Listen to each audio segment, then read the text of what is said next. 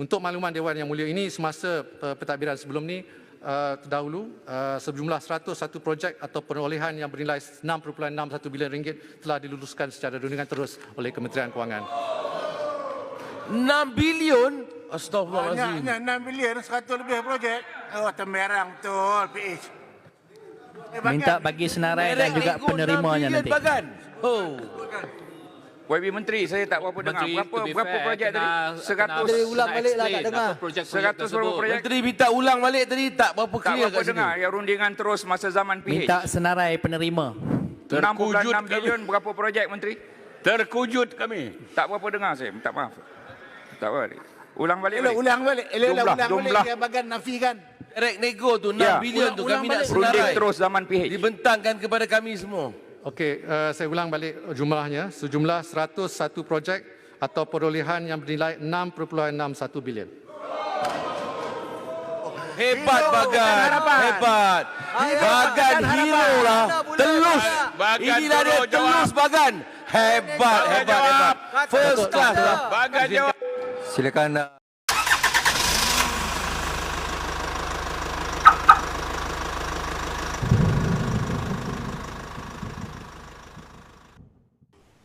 Tapi saya mungkin nak sentuh sedikit tentang yang kita semua tahu bagaimana berlaku kekecohan apabila penggulungan jawapan daripada Menteri Kewangan, di mana beliau telah mendedahkan isu rundingan teruslah yang kononnya berlaku di zaman Pakatan Harapan oleh Menteri Kewangan Pakatan Harapan, iaitu Yang Berhormat Bagan. Isu itu berbangkit apabila dia menjawab atau menggulung jawapan perbahasan RUU tersebut, RUU COVID itu. Dia mendedahkan bahawa ada 101 projek di bawah Kerajaan Pakatan Harapan yang telah pun diluluskan secara rundingan terus ataupun direct nego, yang mana jumlah projek itu bernilai lebih kurang 6 point, saya tak ingat dalam saya tolong sekejap maaf lebih kurang RM 6.61 bilion. Pada masa beliau mendedahkan itu, berlakunya kekecohan dalam sidang Dewan kedua-dua pihak lah, pihak kerajaan dan pihak pembangkang. Bagi pihak kerajaan, mereka mungkin merasa gembira lah sebab mereka merasakan ini satu kononnya satu pembohongan. Mereka menggunakan ayat pembohongan oleh Kerajaan Pakatan Harapan. Saya pada masa itu berada dalam Dewan. Saya tidak tidak terlibat sangat dalam kekecohan itu. Cumanya saya rasa agak lucu lah apabila pihak kerajaan ini, khususnya setengah ahli parlimen, menghentam Yang Berhormat Bagan dengan perkataan bohong dan sebagainya. Ketika itu ada beberapa orang ahli parlimen daripada pembangkang yang minta supaya kerajaan atau Menteri Kewangan dedahkan senarai projek itu. Daripada masa itu, Menteri Kewangan tidak menjawab dengan mendedahkan lah. Dan hatta daripada pihak kerajaan pun ada minta dedahkan. Tapi lebih pada mereka menyerang lah ahli parlimen pembangkang, ahli parlimen Bagan, iaitu mantan Menteri Kewangan. Tapi saya lihat Menteri Kewangan ataupun bekas Menteri Kewangan atau mantan Menteri Kewangan yang Bagan agak tenang lah. Beliau tidak begitu dilihat macam gabra dan sebagainya. Saya senyum sebab saya tahu apabila Yang Berhormat Bagan itu dalam keadaan dia senyum, saya dapat merasakan bahawa selepas ini apabila Yang Berhormat Bagan mungkin dedahkan, yang akan sakit adalah pihak kerajaan lah. Dan memang berlaku pun, kita tahu lepas itu ada satunya press conference dilakukan oleh Yang Berhormat Bagan, di mana beliau telah mendedahkan apa yang berlaku. Walaupun Menteri Kewangan terdedahkan 101 projek itu, dan kita dapat lihat daripada senarai itu siapakah yang terlibat, yang antaranya menteri-menteri yang ada dalam kerajaan sekarang, termasuk Perdana Menteri. Jadi kita melihat betapa jumlah yang diberikan secara tanda terbuka lebih banyak daripada rundingan terus. Jadi bagi saya lah, saya amat lucu kerana apa? Pada mula-mula je ada ahli parlimen yang minta nak rujuk Yang Amat Bagan ke Jawatankuasa Hak. Lepas tu ada yang buat laporan SPRM. Macam-macam yang mereka serang Yang Amat Bagan. Tapi apabila senarai itu didedahkan, dan akhirnya Yang Berhormat Bagan pun telah membuat Nota Nakhbah, kita dapati yang bercakap, yang bising itu dah mula diam dah. Malahan Menteri Kewangan yang mendedahkan itu, dia pun nampaknya merasa panas. Dan dia kata jangan salahkan dia hanya mendedahkan. Dia kata jangan politikkan isu ini. Saya merasa lucu sebab in the first place who started the ball rolling, atau siapa yang mulakan pendedahan ini. Jadi sebab itulah ada satu pepatah bahasa Inggeris kata kalau sekiranya kita tinggal di rumah kaca, jangan baling batu. Jadi secara peribadi saya merasa kesian kepada Menteri Kewangan ni. Dia bukan ahli politik lah, dia ni seorang bekas ex-banker. Kalau dalam istilah politik, dia ni seorang yang freshy lah, seorang yang agak baru dalam dunia politik.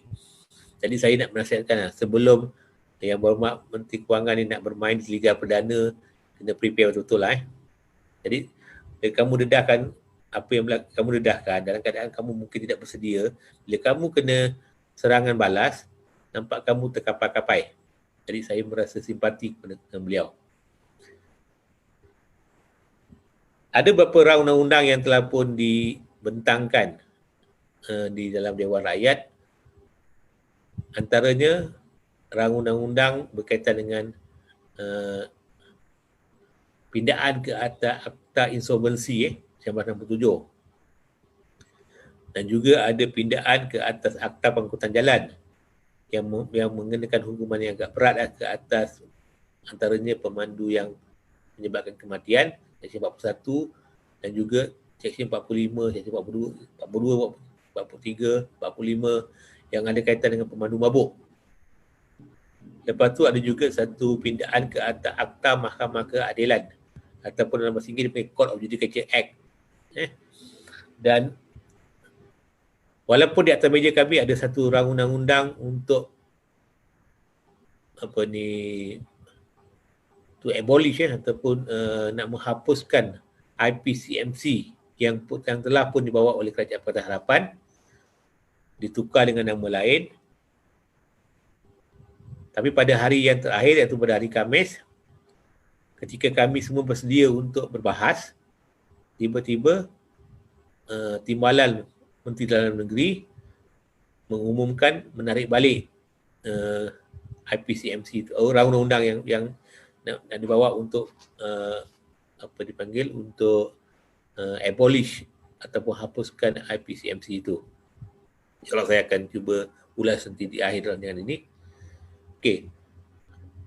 Apa dia atau pasal substansi ini, apa dia undang-undang yang dipinda berkaitan dengan Akta Insolvensi ini? Antaranya yang secara kasarnya, undang-undang telah pun dipinda dengan menaikkan had dipanggil threshold ataupun ambang hutang daripada RM30,000 kepada RM100,000. Kalau dahulu dengan hutang RM30,000 seorang itu boleh dibankrupkan, ada proses dia lah. Tapi sekarang ini undang-undang telah dipinda dengan menaikkan RM100,000 untuk seorang itu boleh dibawa ke bankrupt lah. Saya telah mencadangkan supaya kerajaan menambah lagi pada RM150,000. Sebab di Singapura saya katakan bahawa rang undang-undang di sana mereka telah naikkan kepada RM60 Singapura dolar, $60,000 di Singapura dolar. Of course kalau bandingkan negara kita dia lebih tinggi lah. Tapi kerajaan stick pada RM100,000 lah. Walaupun RM100,000 tu bagi saya is much better lah daripada RM30,000. Tetapi berdasarkan pengalaman saya sebagai seorang peguam, sebenarnya RM100,000 tu pun sebenarnya masih lagi rendah. Kerana bila seorang tu berhutang dengan bank misalnya, contohnya dia hutang RM80,000 dalam satu judgement, katakan dapat satu judgement dan in default, hakimat ingkar, dia dapati kena bayar RM80,000. Dan judgement itu dia bersekali dengan interest ataupun faedah. Faedah 8% setahun. Jadi biasanya lah selalu yang berlaku ialah kerajaan atau pihak yang menghutang, pemihutang, the lender, dia akan biarkan interest itu naik sehinggalah cukup 1,000 dia akan filekan bankrupt. Saya telah bahas undang-undang itu, hampir semua undang-undang saya telah bahas. Undang-undang bankrupt ni seperti mana dikatakan oleh setengah ahli parlimen yang lain, ialah satu stigma. Bila seorang tu bankrupt, dia satu stigma, satu yang rasa macam nama buruk lah. Bukan saja individu boleh dibankruptkan dalam undang-undang ni, syarikat boleh dibankruptkan, hatta negara boleh dibankruptkan kalau sekiranya tidak menguruskan ekonomi dengan baik. Jadi bankrupt ni satu keadaan yang menyusahkan orang. Jadi sebab itulah bagi kita, saya telah berbahas, saya kata, kalau sebuah negara ni banyak orang bankrupt, it's not a good sign. Dia bukan satu petanda yang baik. Jadi undang-undang ni telah menaikkan RM 100,000 untuk orang seorang itu boleh dibankruptkan. Jadi bagi saya, walaupun saya mungkin tidak setuju sepenuhnya, it's much better lah daripada kekal 30,000. Okay, saya kembali sikit kepada RUU COVID tadi. Ketika saya berbahas, saya mengatakan undang-undang ini adalah undang-undang yang berbentuk kompromi, compromise antara dua pihak, iaitu pihak yang memberi hutang dengan pihak yang berhutang. Sebagai contoh, bank dengan peminjam. Dalam undang-undang ni ada satu istilah dipanggil force majeure ataupun act of God. Kalau kita buat satu perjanjian, biasanya ada satu klausa dalam perjanjian, kalau sekiranya ada berlaku satu bencana atau malapetaka atau apa-apa yang di luar kemampuan pihak-pihak yang berkontrak, contohnya berlakunya COVID ini, berlakunya peperangan, berlakunya gempa bumi dan sebagainya, dia mengakibatkan kedua-dua pihak yang berkontrak ni tak boleh melaksanakan obligasi mereka, maka dari segi undang-undang, kontrak itu terbatal. Dalam istilah perundangan dikatakan kontrak itu has been frustrated. Ini ada diperuntukkan dalam Akta Kontrak, iaitu Seksyen 57 Akta Kontrak. Dipanggil frustration. Kontrak telah pun tidak boleh dilaksanakan. Jadi bila kontrak itu dianggap tidak sah, tidak boleh dilaksanakan, contohnya berlaku COVID, kedua pihak tidak boleh melaksanakan kontrak itu. Dari segi perundangan, kontrak itu dibatalkan. Contohnya kalau saya dengan pihak bank, saya ada berhutang dengan pihak bank. Kalau kontrak itu batal, katakan saya ada hutang lagi baki 80,000 ke 90,000 ke, maka saya tidak perlu bayar, tak perlu jelaskan pembayaran itu sebab kontrak dah batal. Dan sebab itu saya kata kontrak ini undang-undang ni cuba nak kompromi antara dua pihak, maknanya nak win-win. Pihak bank pun diselamatkan, pihak peminjam pun diselamatkan. Sebab hakikatnya kalau sekiranya tidak ada undang-undang ini, yang teruk ialah orang-orang yang meminjamkan. Contoh bank lah. Sebab itu bagi saya undang-undang ini adalah undang-undang yang kompromi. Dan ketika Menteri Undang-Undang itu menggulung, yang juga sahabat saya yang berhormat daripada Kota Baru, dia nampaknya menggunakan, dia kata dia bersetuju dengan saya, sebenarnya undang-undang ini adalah undang-undang yang berbentuk kompromi. Jadi itulah sebenarnya sebab undang-undang itu diadakan. Cuma kita semua membangkitkan kenapa perkara undang-undang itu tidak sebaik seperti mana di Singapura. Dan kita telah berikan sebab-sebab dia lah. Dan malahan sebelum undang-undang itu dibentangkan, ada satu permintaan daripada yang berhormat daripada Sungai Buloh yang juga seorang peguam, iaitu YBC Barasa, meminta kerajaan untuk menangguhkan ataupun melanjutkan tempoh perbahasan sebab dia satu undang-undang yang penting. Jadi kita minta supaya lanjutkan sidang parlimen, mungkin tambah lagi hari, oleh kerana sidang parlimen, patutnya minggu depan ni tambah lagi sampai Selasa atau Rabu ke 2 hari ke, untuk betul-betul kita berbahas secara hadam undang-undang ini supaya kita boleh mencari satu jalan bagaimanakah kita boleh membantu kerajaan sebenarnya. Sebab bagi kita ini undang-undang yang merentasi fahaman politik. Malangnya permintaan daripada yang berhormat daripada Sungai Buloh tidak diendahkan oleh kerajaan. Kerajaan terus juga nampak macam kerajaan rushing lah. Kerajaan begitu tergesa-gesa untuk nak luluskan banyak undang-undang. Bila terlalu tergesa-gesa ni, akibatnya dia akan menyebabkan setengah undang-undang itu tidak dapat dibahaskan dengan terbaik lah. Ataupun boleh kita beri satu pandangan yang baik, kerajaan mungkin sebab dia nak luluskan juga, dia mungkin ambil pandangan kita tapi dia tidak laksanakan dalam bentuk buat pindaan dan sebagainya. Jadi ini pun salah satu keadaan yang sering berlaku lah.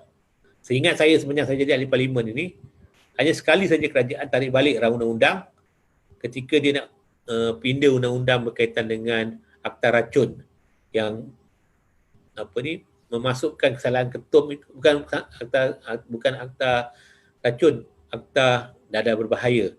Dia masukkan peruntukan mengenai pemilikan ketum itu dalam akta dadah berbahaya, Dangerous Drug Act. Ketika tu saya ingat yang berhormat daripada masa tu bekas di mana Menteri Kewangan membentangkan undang-undang itu, kami semua berbahas, masa tu saya dalam pembangkang, kita berbahas, kita menyatakan kenapakah undang-undang ini tidak sesuai diteruskan lah. Dan setelah dihentam dengan kuat oleh pihak pembangkang, kerajaan terpaksa mengakui kesilapan mereka, akhirnya telah tarik balik undang-undang itu. Itu dah the only undang-undang yang saya ingat kerajaan tarik balik. Jadi kat situ menunjukkan bahawa kita sebagai pembangkang, kita boleh berperanan untuk minta supaya kerajaan boleh tarik balik sekiranya undang-undang itu dilihat tidak menguntungkan kerajaan ataupun tidak berguna, tidak memberi ataupun mempunyai berpotensi untuk mendatangkan kemudaratan lebih bermanfaat. Walaupun kita masa tu akta ketum tu undang-undang ni bagus. Contohnya untuk memastikan salah guna ketum ini boleh dikenakan hukuman. Tapi masalahnya bila masuk dalam akta dadah berbahaya, akta dadah berbahaya ni undang-undang ni agak ketat. Sedangkan ketum ni kita tahu setengah negara ada orang gunakan ketum ni untuk sebagai perubatan. Jadi sebab itu kalau sekiranya kita jadikan sebagai darah, contohnya memiliki heroin sama dengan memiliki ketum dan boleh kenakan hukuman gantung dan sebagainya, ia membahayakan orang yang terlibat. Bukan kita merestui ketum itu, tapi bagi kita undang-undang itu tidak sesuai untuk dimasukkan dalam DDA ataupun Dangerous Drug Act, tetapi patutnya dikekalkan dalam akta racun. Jadi baru ini apabila kerajaan buat undang-undang berkaitan dengan COVID ini, kita juga katakan sebelum kamu nak luluskan ini, kita betul-betul study, kita betul-betul bahaskan kalau boleh. Di zaman kami dulu, masa kerajaan PH, apabila kita bila kita jadi kerajaan, bila ada juga poin daripada pembangkang ketika itu, yang kita rasa baik, apa yang kita buat ialah kita rujuk undang-undang itu ke Select Committee yang telah kita tubuhkan untuk kita boleh berbahas dengan lebih panjang lagi. Tapi nampaknya kali ini apa yang berlaku ialah bila kita tentang, kerajaan nak luluskan juga. Dan ini bagi saya satu attitude yang tidak sepatutnya berlaku lah. Sebab at the end of the day, akhirnya kita semua ni buat undang-undang ni untuk manfaat rakyat. Jadi kami ni khususnya daripada pembangkang ni ramai peguam, ramai yang terlibat dengan amalan guaman. Jadi kita mempunyai pengalaman sikit ni, kita nak bantu kerajaan. Kalau saudara lihat dalam perbahasan dalam parlimen ini, kalau di sebelah pihak pembangkang sekarang, bila tiba undang-undang ni, kebanyakan yang berbahas adalah pengamal undang-undang yang ada pengalaman. Dan mereka berbahas dengan ilmu dan juga pengalaman mereka. Sedangkan di sebelah pihak kerajaan, yang selalu berbahas, ahli parlimen Arau, ahli parlimen Baling, yang saya lihat semua undang-undang tidak bahas. Tapi minta maaf lah, saya bukan nak kutuk, tapi saya nak kata, memang mereka mungkin tidak terdedah dengan apa yang kita terdedah. Jadi kita boleh lihat perbandingan itu. Betul juga apabila kerajaan meminda Akta Mahkamah Keadilan, Court of Judicature Act, yang kerajaan memasukkan satu peruntukan di mana pembicaraan ini boleh dibuat secara video recording. Kalau sebelum ini semua pembicaraan diadakan secara fizikal, makna kedua-dua pihak yang saman atau pihak yang disaman, kalau kes civil ataupun dalam kes jenayah, pihak yang mendakwa, pihak yang didakwa, mereka perlu hadir di mahkamah secara fizikal. Sebab antara sebab perlunya physical appearance ini adalah dalam undang-undang ini, bagi contoh dalam kes jenayah, kalau saya dituduh, saya mesti dibenarkan untuk berkomunikasi dengan orang yang tuduh saya tu. Jadi sebab kadang-kadang banyak aspek yang kita perlu ambil kira, contohnya aspek identification, pengecaman dan sebagainya.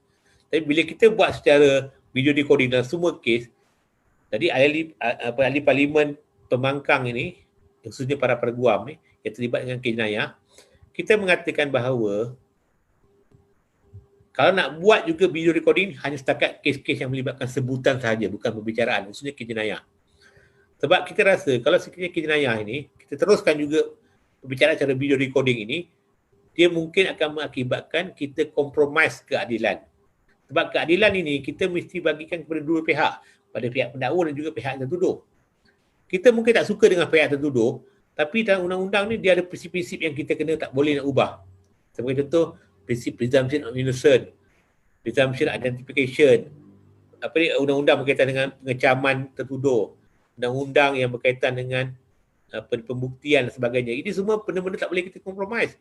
The moment kita compromise, dia akan mengakibatkan kita sacrifice ataupun kita korbankan prinsip keadilan. Dan ini mungkin sukar nak dipahami oleh orang seperti yang Muhammad Arau ataupun yang Mak Balik. Sebab mereka tidak terdedah dengan undang-undang. Sedangkan kami semua yang berbahas ini, kami juga adalah pengamal undang-undang. Saya hampir 25 tahun jadi peguam, terlibat dengan kes jenayah yang banyak. Jadi kita tahu macam mana kesan dia. Kalau katakan satu kes, kita buat satu kes rogol, tiba-tiba dengan technicalities ini, seorang itu boleh terlepas.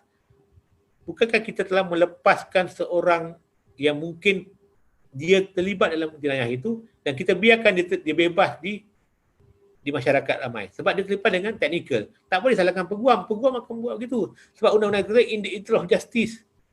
Sebab tu bagi saya, bila kita tidak ada pengalaman ini, kita susah mungkin nak memahami benda itu. Tapi yang berhormat daripada Arau dan Balik, khususnya lah yang selalu banyak bercakap, mereka tak pandang duduk itu. Sedangkan dalam pihak yang sebelah sini, sebelah pembangkang, yang berbahas ini semua ada pengalaman. Ini perbezaannya. Jadi saya rasa rakyat boleh lihatlah mutu ataupun nilai kualiti perbahasan itu.